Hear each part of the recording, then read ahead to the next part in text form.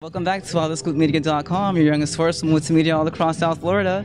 I'm Freddie Angel, and here with me is the legendary cabaret and Broadway star, Christine Andrea. How are you? I'm good, honey. How are you doing? So what brings you to Miami? I was actually doing a big concert with the Palm Beach Pops. Okay. An evening of my music. Well, the second half was called Here's to the Ladies, which was a tribute, because I'm a Broadway baby. Quand il m'a pris dans ses bras, il m'a parlé tout bas, je vois la vie en rose. Il m'a dit des mots d'amour, des mots de tous les jours, et ça me fait quelque chose. It was a tribute to the great ladies of Broadway that I grew up listening to.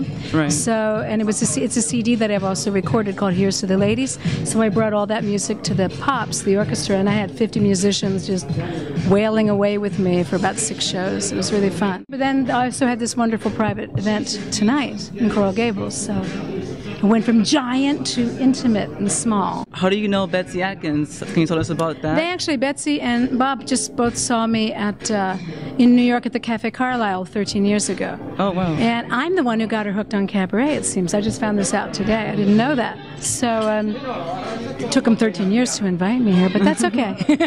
I'm kidding. So they asked me to come here tonight for this beautiful event.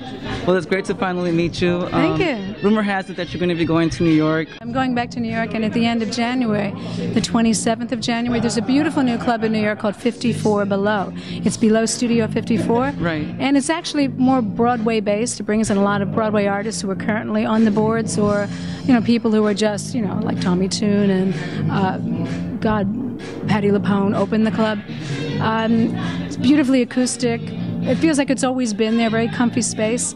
So it's below 54 Below, and I'll be there January 27th and then the 29th through February 2nd doing my show called Bemused, which is the kind of music that happens when a great singer and a great songwriting team come together.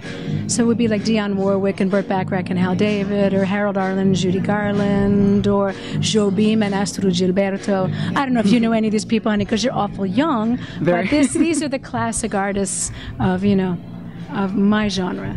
You've won several of Tony Awards.